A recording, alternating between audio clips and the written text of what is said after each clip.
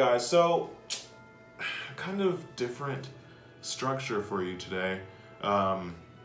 As you may or may not know, we tend to favor deck profiles and matches and things of that nature, but you know, I'm a zombie boy at heart. Don't forget pack opening. Who said that? So, y'all hear something? So, we kind of wanted to do something different for this particular video, given the season, you know? And what better way to celebrate Halloween than with zombies? I'm sorry I did that. But we actually decided to go with a top 5 zombie cards video. And let me rephrase, not zombie cards, zombie monsters. Because there are a ton of amazing zombie cards out there, you know, like Super Poly. If you're not playing that exclusively for zombies, I guess you just don't want to be in the game. But I think I would also like to just, you know, give a little thanks. Give a little thanks for, you know, supporting us. And if you want more videos like this, make sure you like the video, comment, subscribe, share it with your friends. Do whatever it is that you are willing to listen to us tell you to do. And then come back, watch the video again, send it to someone else, watch it again. I need you to like check our video each time before you send it to a new person. Otherwise, I mean, how will you know that we're as great as you think we are? So let's jump straight into it. At number 5, I'm actually gonna put something maybe a little controversial. Maybe you like it, maybe you don't. But it's actually a tie between Mizuki and Gozuki. How can you have a top 5 zombie video without mentioning the absolute bangers of the zombie format, okay? First of all, Monster Reborn. Second, Foolish Burial?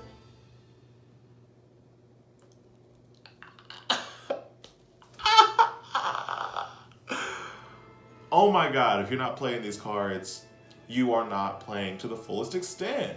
Those right there, I really couldn't decide, and I mentioned in another video that I could not decide which one I like more, and sometimes I lean towards Gozuki, just for the fact that it's an extra Foolish Burial.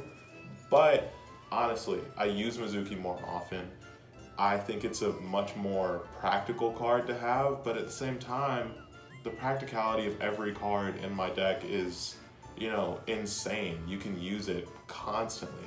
Every single card that's available to you with this particular structure is insane. Going into number 4, we've actually got, this one's not like controversial or anything. I think you guys will appreciate it. It's a little good boy. It's a little good boy named Glow Up Blue. Maybe you've heard of him. If you've watched any of our matches, you know that I use that card constantly. That's one of my go-tos, and if I can have it in the first turn, I will get it. If you have Shiranui, if you have Unizombie, you have that card, and if you have that card, you might have another card on the list. So at number 3, I've already mentioned it in this list. Shiranui Solitaire is one of the most busted cards I have, like, honestly probably ever seen. I think it's great, very easy means of getting, well, any tuner with 0. But more specifically, any, like, the easiest means of getting Unizombie onto the field ever. First turn, and I think it's even in pretty much every match video we posted, it's pretty much first turn, I put Shiranui, go straight into Unizombie, and most people honestly don't want to negate it. Because, like, yeah, you could negate and destroy Shiranui Solitaire, but then you don't out the Unizombie. A lot of people really don't even want to out Unizombie. But when they don't do that, they get bopped. You know what I mean? You know, they might have told you I want bop. But I didn't go bop. They did. I bopped them. And with Shiranui Solitaire, you're setting yourself up to do it. So, am I going to put Shiranui Solitaire at 3? Yeah, I'm going to put it at 3. I sat here and went through all of my zombie cards, you know, like well over a year ago. And one of the things that stood out was Shiranui Solitaire. Shiranui's in general stood out to me. But Shiranui Solitaire was like the ultimate. And shout out to Denzel Curry, but that's why I put this one at number 3. Alright guys, number 2 on the list. Never before since the movie Inception has anyone seen any godly broken moves like this card that's placed at number 2, and that card is Unizombie. I know what you're thinking. What does Inception have to do with this? It's like a dream playing this card, guys. First of all, you can change the level of anything you want on the field. Even your spell cards. Do you want a sudden level 1 spell monster on the field? No, of course not. So, you change the level of your monsters very easily. You get a Foolish Burial, and you can discard from your hand. That card right there, especially in this structure that we have, you gotta think about how powerful that is. Say you have your snake in hand and you want to discard it. First of all, you get to change the level of something on the field. And then you get to discard snake. I don't need to tell you why that's a problem. If you watch our videos, you know why that's a problem. If you watch our, what are those things called? Matches. You know why that's a problem. So definitely, I mean, this card has busted the zombie strategy wide open and really made it more, I would almost say affordable for most players to go ahead and go straight into playing zombies, because that's one of the main cards you need. It's one of the only cards you need, honestly. And that's why I put it at number 2. We've got actually some honorable mentions for you. I know what you're thinking. Well, how many? You know, like how many honorable mentions do you have? And we actually have 4 for you. And I'm not gonna, you know, go into a whole spiel about them. Again, you know why they're broken. Honestly, there's a zombie video that we just released or are about to release or something along those lines that will explain exactly why these cards are busted. First one I want to mention is actually Ash.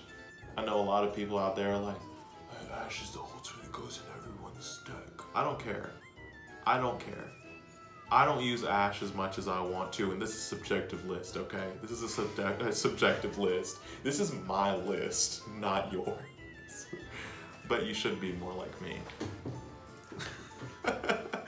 Next up, we actually have Necro Banshee.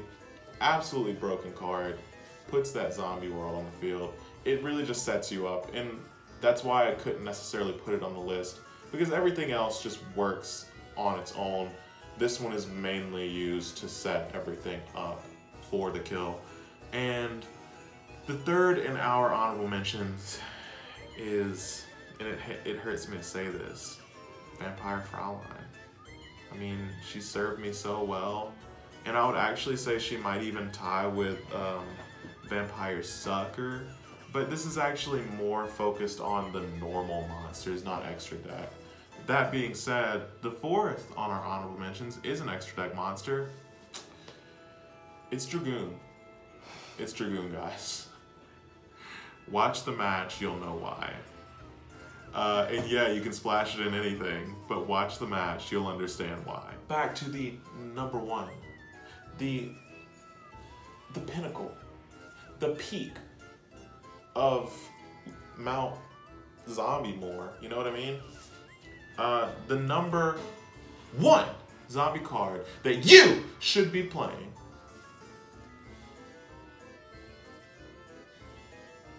You know where I'm going with this one.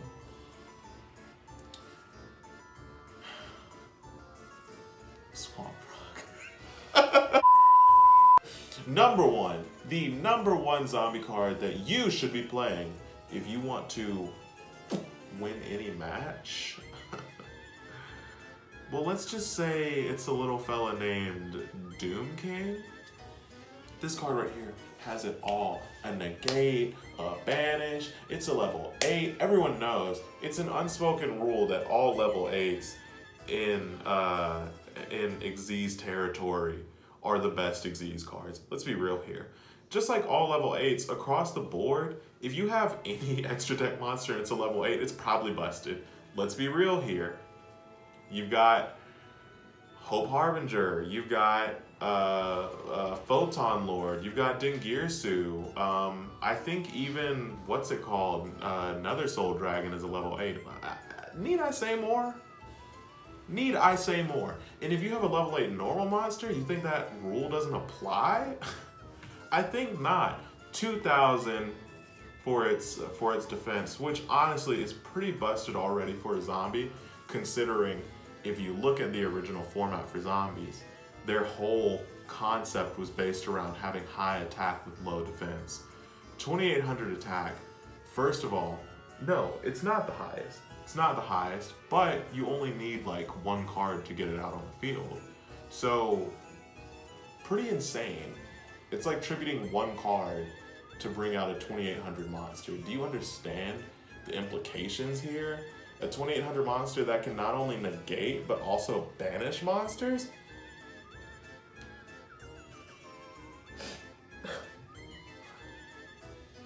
I mean, it's incredible. And look, we've been here. We've been making videos for you guys for almost a year now, okay? We've been doing this for you. And all we ask is that you find the generosity in your heart to just, you know, don't close the video out. Just, you know, just minimize it. Just look at your screen on the right side, just a little bit below the description drop down bar. There's a button and it says subscribe on it. Click that. There's another one. There are 2 of them. Don't get confused. One's like that, one's like that.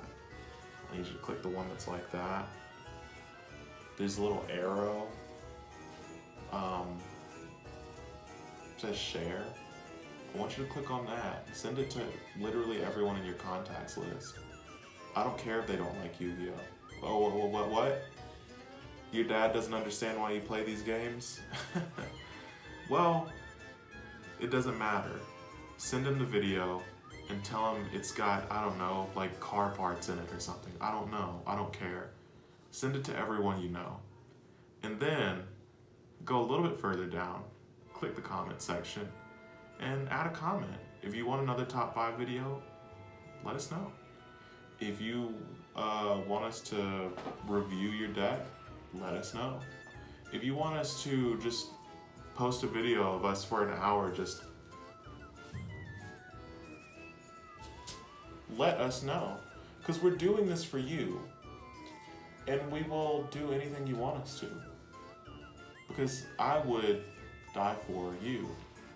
And as you know, if I die, I'll just come back 13% stronger. I'll catch you later.